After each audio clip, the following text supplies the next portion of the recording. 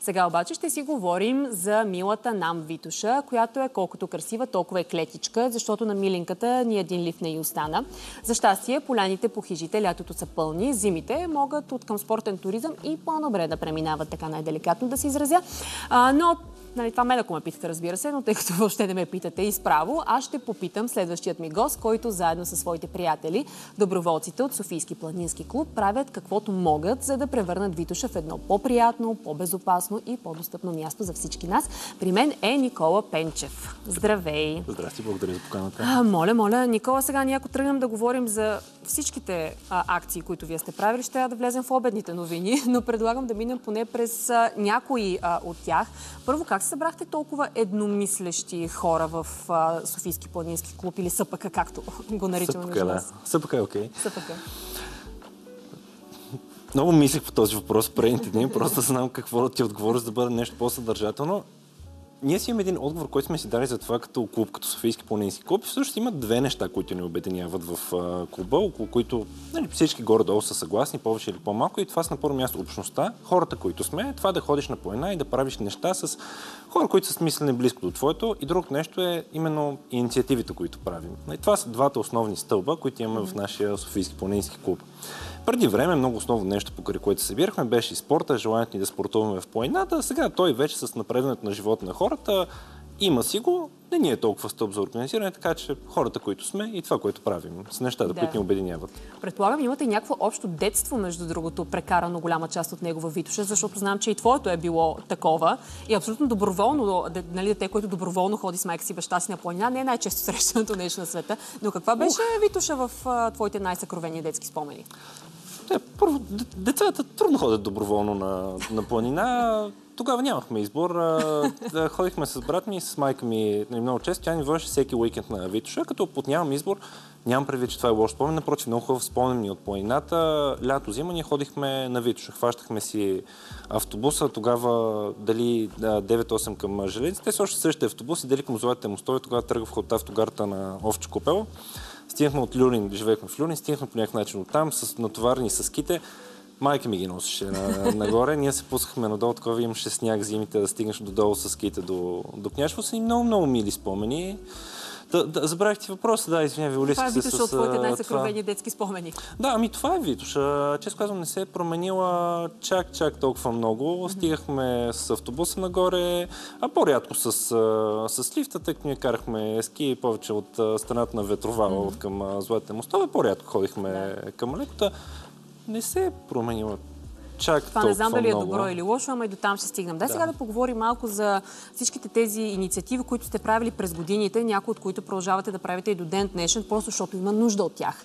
Наскоро проведохте Сливи за смет, една прекрасна ваша инициатива. Какво се случи на това издание? Какво представлява всъщност за тези, които не са се включвали в нея? Сливи за смет, то е много интуитивно. Покрай приказката Сливи за смет, очакваме хората да ни дадат смет, боклуци да съберат по планината, пък ние им даваме сливи. Не оженихте булките с най-малко смет, нали? Булки нямахме, не сме предлагали булки, не са ни търсили булки за виждаме в момента кадри. Тази година беше 10-то издание. Вече ни е много традиционно събитие Сливи за смет. Направихме си 5 пункта, 5 места на Витоша, на които се организирахме да събираме боклуци, заедно с доброволци. Доброволците са всъщност всички хора, които са туристи в планината в този съответен ден, въпреки малко компромисното време, тъй като валеше, събраха страшно много хора и събрахме бая боклук. Трудно се измерва като количество. Колко е, защото ние го събираме в турбина и много да кажем колко е като кубици. Няколко кубика боклук, което всъщност е много боклук. Трудно си представя човек колко са няколко кубика боклук. Много е. Камиони, предполагам, няколко. Две камиончета. Ама това е много разочароващо аз да го чуя, просто защото има изключително много кампании за почистване. Различни медии всяка година организират такива. Много в корпоративния сектор много компании започнаха под формата на тимбилдинг да ходят във Витоша, да чистят, да съдят дървета, някакви такива неща. На Деня на земята всички чистим боклук. Ушки има такива държавни предприятия с техни контрактори, които трябва също да го вършат това нещо. Ушки ние имаме някаква съвест да си приберем нещата, някой от нас. И в крайна сметка вие пак събирате 2 камиона боклук. Поне по-малко ли е в рамките на 10 години, поне някаква тенденция има ли към по-малко? Добре. По-малко, но има и друга една такава кампания. Тя е Ние не можем да изчистим Витоша. Витоша е огромен природен парк с много голяма площ. Ние не можем да го изчистим, но тази кампания спомага и за, как да кажа, за превенция. Просто ти, включвайки се доброволно, попадайки на тези хора, които те чакат там доброволци, ти дават нещо безвъзмездно, там една турбичка с сливи, за да събираш боклук. Това променя малко твоето мислене за поведението ти в планината и може би следващия път, ние разчитаме на това, че следващия път, ако видиш такъв боклук, дори да не си го хвърлил ти, ясно, няма да си го хвърлил ти, може би ще го вземеш и ще го закараш някъде. Сега, откровено, ако отидеш в планината, пътеките са чисти. Трябва да се разровиш малко по-надълбокото, около шосето, малко по даретата, където се събират естествено, или не толкова естествено, голямо количество боклуци, където хората не ходят толкова. Но на местата, където ходят туристи, планината е чиста. Да. Добре, това поне е хубаво, защото като чуя 2 камиона боклук, не ми става на мен много приятно. Но дай да поговорим за една друга ваша акция, която е много популярна. То не е акция, всъщност, понеже вие организирате и такива спортни събития, някои от които с благотворителен дух и Светулки Рън е едно от тях. То също така доста интуитивно, може би човек може да се досети. Очевидно е бягане, Светулки бягане и Светулки го даваме на факта, че вие сте с челници и наистина изглеждате като едни светулки, понеже се прави нощно време. Защо го правите и колко години подред вече? То май излезе от София, не е само вече в Витоша, нали? То никой не е бил на Витоша, ние го правим в Борисовата градина, но вече не е само в София, прави се и в Пловдив, Бургас и Плевен последните години. Тази година, мисля, че 7-мо издание беше, то мина началото на октомври месец. Какво представя? То е по идея на един от основателите на Планински клуб и дългогодишен наш председател Димитър. Той беше ходил, ако не ме лъже паметта, дали ме лъже, той беше ходил на едно такова събитие в Прага. Беше в Прага и там бях направили нощно бягане през нощта в подкрепа на хората с зрителни увреждания. Тъй оттам. Името е същото, ако не се лъжа, със светулки, защото в нощта, когато е тъмно, символичната светлинка на главата или пък с телефон или кой там каквото има, е тази идея, която да събере хората като светулки в подкрепа всъщност на каузата на хората с зрителни увреждания, всъщност направено на незрящи хора. Да. Имате една друга, понеже казахме, че вие правите Витоша и малко по-безопасна. Вие имате една друга кампания, аз казах, че ще споменем доста от вашите кампании, и тя е за поставянето на аптечки на различни места в Витоша. Доколкото разбирам, вие ще разработвате някакъв нов вид аптечка ли? Правилно ли съм разбрала аз? Силно казано, но аптечките са една от пилотните инициативи на клуба. Аз дори я заварих. Той от преди повече от 10 години в клуба. Тогава идеята беше да поставяме аптечки с соларни панели, основно по Кома и Мине. Маршрута е по Стара планина. Днес има доста аптечки по планините. Преди 10-12 години не беше така. Нямаше да ние сметнахме, че има необходимост да се поставят аптечки. И тогава иновативното нещо, което правихме, беше да им поставяме, имахме идея да им поставим соларни панели, с които човек при нужда да си заради телефон. Сега, за 10 години технологиите много напреднаха. Вече по-трудно ще ти свърши батерията с телефона в планината, но тази идея остана. Самите аптечки са нещо не толкова трайно в планината. Заради метеорологичните условия те се увреждат, ние ги правихме от дърво и сега сме решили да пробваме да подменим някои от тях с по-различен модел.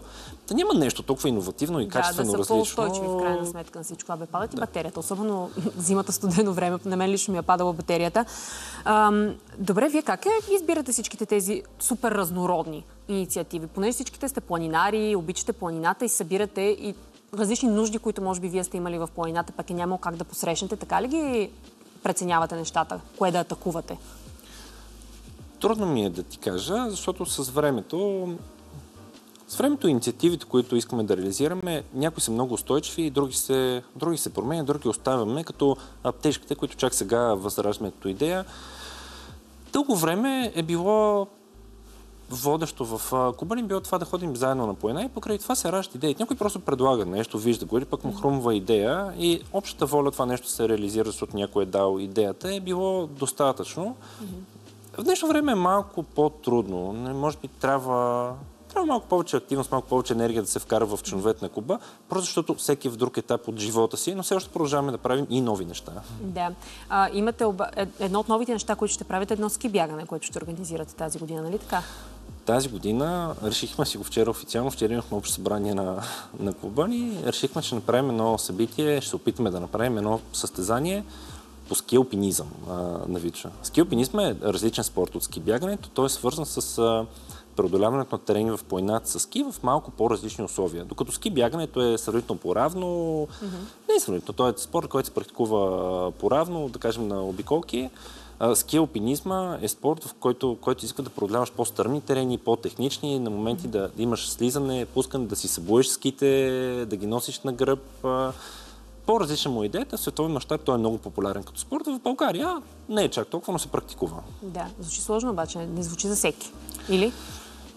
Ще се стараем да бъде достъпно за всеки. Може да бъде много сложен спорт ски алпинизма и така като име ски алпинизъм, звучи се едно, ще ходим на Еверест с пикелите. Такова е просто името. Нашата цел е да организираме трасета, които да представляват различна сложност. Едно трасе за хора, които търсят по-сериозно предизвикателство и за професионалисти, и едно, което да бъде за хора, които дори искат просто да пробват ски алпинизма. Да. То ще се провежда на Витоша по вече съществуващите трасета.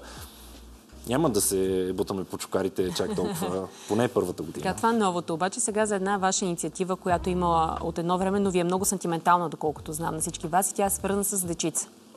Да, благодаря ти, че пита това. Сантиментална е наистина инициатива, защото тя е формалната причина ние да се обособим като планински клуб. Желанието да водим деца на планина. Деца, не какви да е деца, ами деца, които са лишени от родителска грижа, тогава, преди 12 години и известно време след това, тези деца бяха в типичните домове, както си представяш, големите институции с всичките негативи от това, които хората си представят. Вече не е така, вече те са в ЦНСТ-та, се казва центрове за настаняване от семейен тип.